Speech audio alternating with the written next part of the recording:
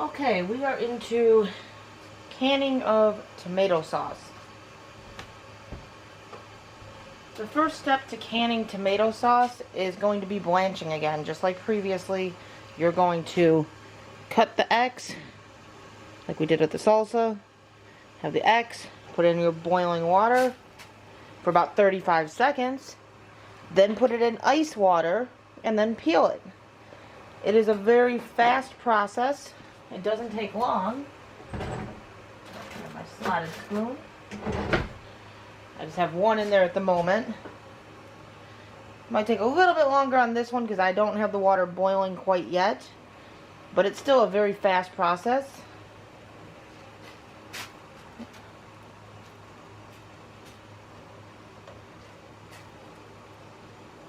Starting to peel back, so we'll throw it in the ice water, which stops the cooking.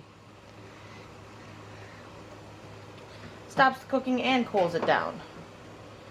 Once it's been in the ice water for a second, you just take it out and the skin just peels straight off. Very fast and simple.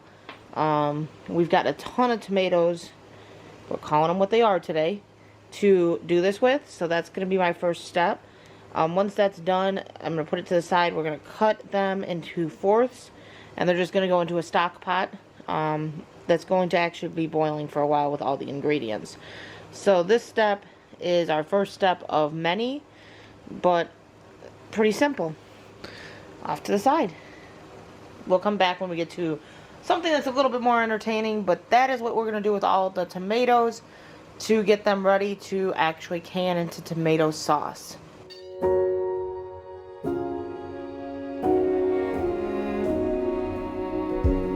You say take me on a treasure hunt. I long for something new. Have you heard the fairies when they sing and dance? Oh, I wish it was me every night. When I close my eyes, I see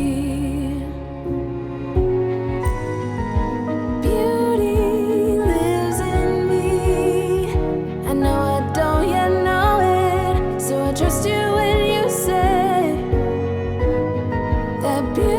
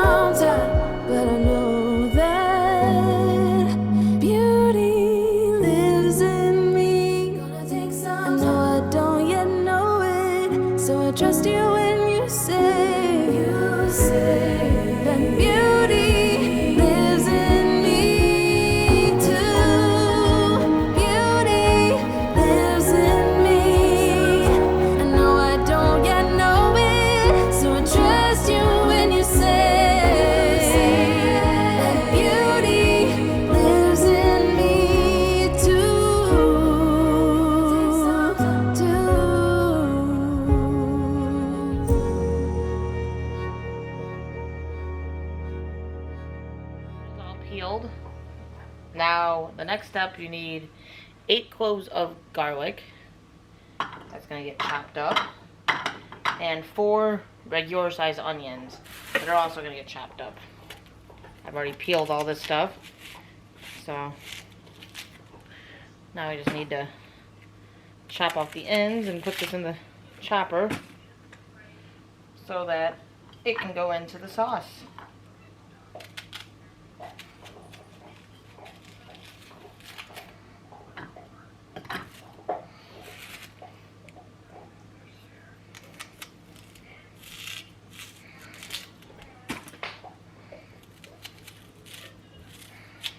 You can also put peppers in this. I don't have any peppers to put in besides habaneros. So there's going to be no peppers put into mine.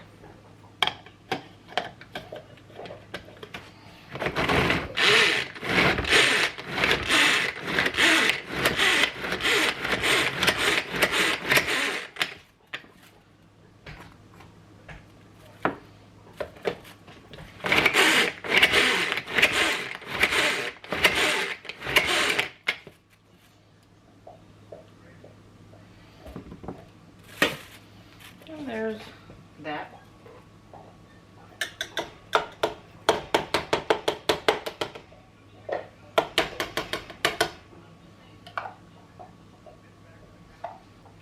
Next, we need to put 4 teaspoons of oregano.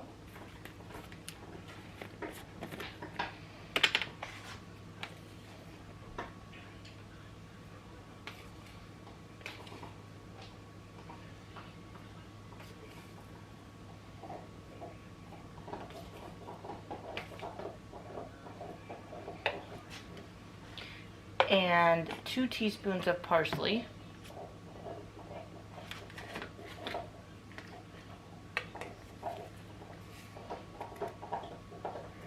The dog is chewing a bone, so she is being extremely loud. Then we need a 1/4 cup of the canning salt and 2/3 of a cup of sugar.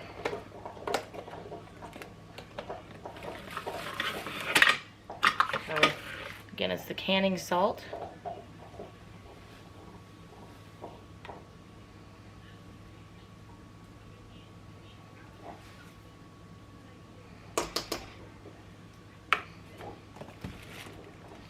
And 2/3 of a cup of just regular old sugar.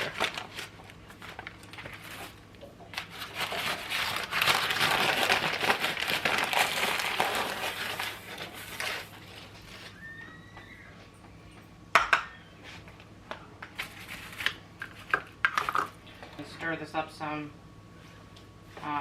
What's in here is the tomatoes.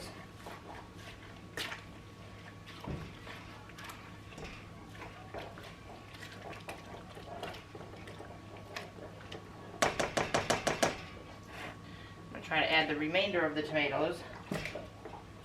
I was running out of space. I didn't know if everything was going to fit. Looks like it all is going to fit. So now we just got to bring this up to a nice boil and then let it simmer. It's going to simmer for 4 to 5 hours. It simmers. And then you can it. With simmering it, all this tomato will start to break down and form into a sauce. So we're going to go ahead and get that going.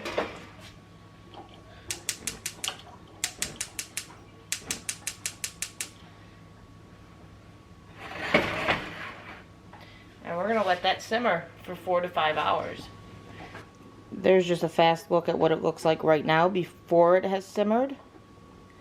We'll show you in a little bit once it's been cooking away. To start canning this. Notice how most of the tomatoes are pretty well liquefied now. Kind of trying to show you. Still got chunks in there though, which I like having a little bit chunkier of a tomato sauce, so I'm going to leave it a little chunky. Plus it's going to cook down a little bit more when it cans for 40 minutes. So it's been boiling for about 4 hours. Okay, we got our cans or our jars already sterilized. Again, we're going to use that funnel so that we don't get the lips of the jars dirty. Got to keep a 1/2 inch of space from the top of the jar. But you're gonna go ahead and put your tomato sauce right into those jars.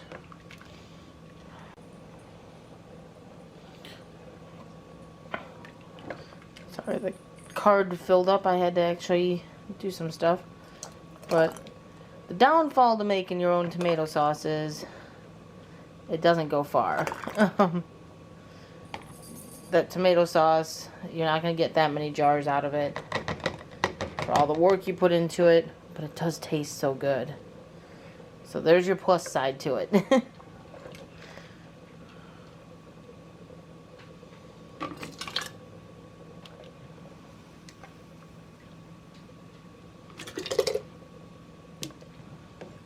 Like, we're probably only going to get 3 to 4 jars of tomato sauce out of this. But it's yummy. And I had to use up the last of those tomatoes. I wasn't making more salsa. I didn't have all the stuff to make more salsa. So this worked out.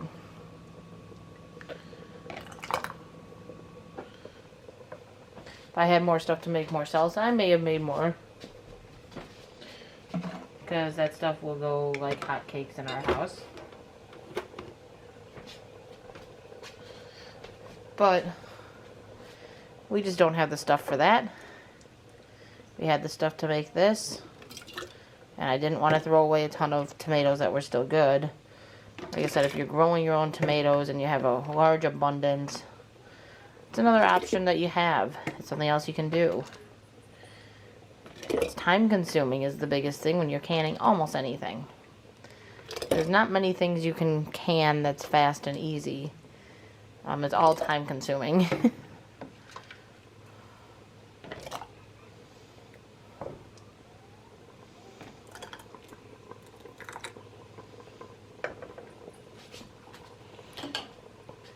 Now once you have your sauce in the jars, you want to take, again, like a spatula of some sort, go down the sides of the jar so that the air bubbles come out.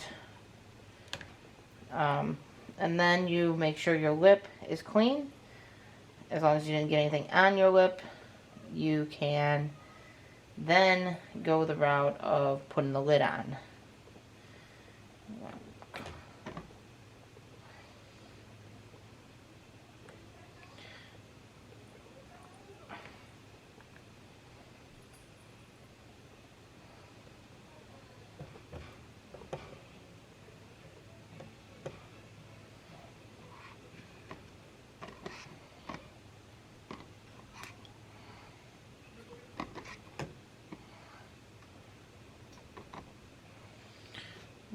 We got to put our lid on.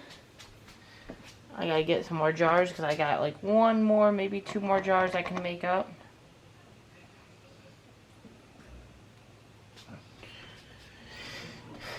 And then it's gonna go into the water bath. Again, this is something that can be water bathed for 40 minutes. So 40 minutes in the water bather. And I do have to add as well, I almost forgot about that step, 2 tablespoons of lemon juice for the acidity.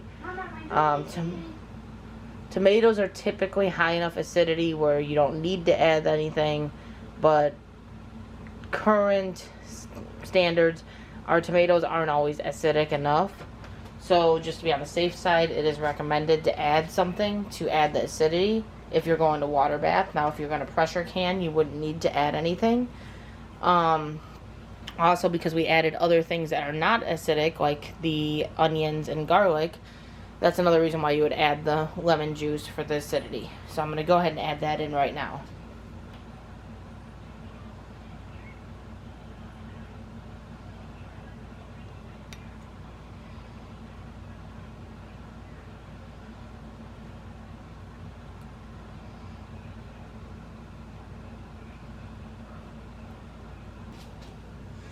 This is just a safety precaution. You're really not going to taste that lemon juice in there. It's just a safety precaution to prevent botulism from growing. If you're going to pressure can in a actual pressure canner, you do not need this step. But if you're canning in water bath, you just want to take that precaution just to stay on the safe side. And kind of mix that in so it's not just sitting at the top. As long as your lips are clean, you can put your sterilized lids on. Make sure that's on. Screw on your top.